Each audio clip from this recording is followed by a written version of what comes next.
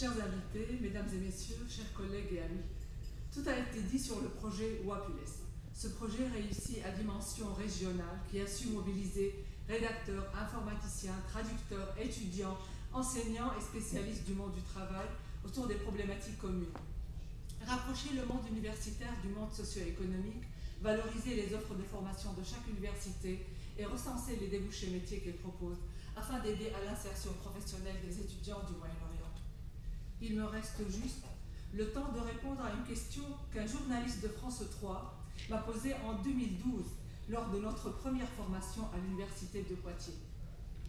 Il est venu interviewer les équipes pilotes sur l'impact du projet dans leurs universités respectives. Sachant que je viens de l'université de Damas, il m'a réservé la question la plus inattendue ou inévitable. J'ai oublié les termes exacts, mais c'était à peu près « Votre pays est en guerre, est-ce le moment de voyager et de faire des projets sur l'insertion professionnelle ?» J'ai refusé d'y répondre à l'époque à une question que j'ai trouvée hors contexte. Néanmoins, cette question me ronge depuis et je souhaite y répondre. Est-ce insensé de faire des projets en temps de guerre? L'étymologie latine du mot projet signifie « jeter en avant ». Utilisé au départ dans le monde du bâtiment pour désigner des éléments architecturaux jetés en avant, comme les balcons par exemple. Le mot projet en philosophie a pris le sens d'un effort pour sortir de soi, avant de prendre le sens que nous connaissons actuellement. Oui, nous faisons des projets en temps de guerre pour construire, se projeter en avant, pour sortir de soi, interagir avec son environnement et donner un sens à son existence, même si le monde est insensé.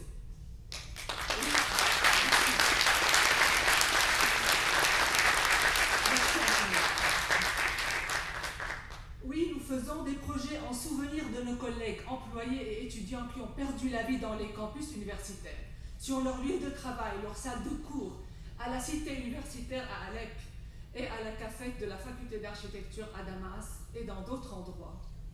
Oui, on fait des projets en temps de guerre pour voir du pays, rencontrer des hommes et des femmes d'ailleurs, construire du sens au-delà des frontières linguistiques et sociopolitiques, pour prouver que les hommes sont faits pour s'entendre, pour construire et jeter en avant.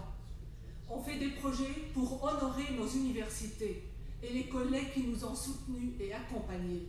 On fait des projets pour nos étudiants actuels et à venir, pour une génération demandeuse de connaissances, de savoir, de travail et d'espoir. Il fait un temps d'adieu et de reconnaissance. Au nom des universités de Syrie, nous remercions les collègues aux universités de Poitiers, d'IH, de Coimbra et de l'ONICEP pour leur savoir-faire et leur accueil chaleureux. Nous remercions les exceptionnelles équipes du Bureau Moyen-Orient à Beyrouth et des CNF de Syrie.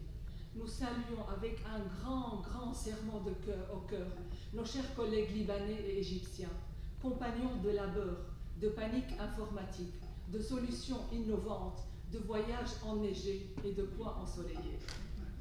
Nous avons tous mis une partie de notre âme dans ce projet.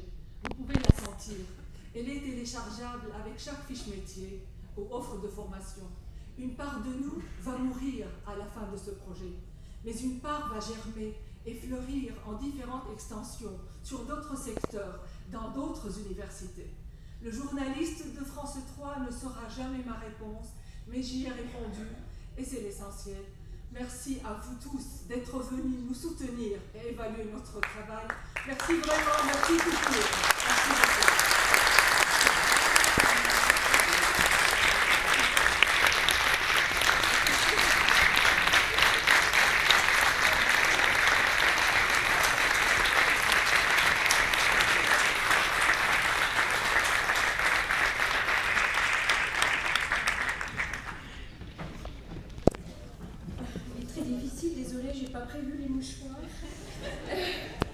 J'invite M. Mohamed Anas El Gamri pour l'Égypte.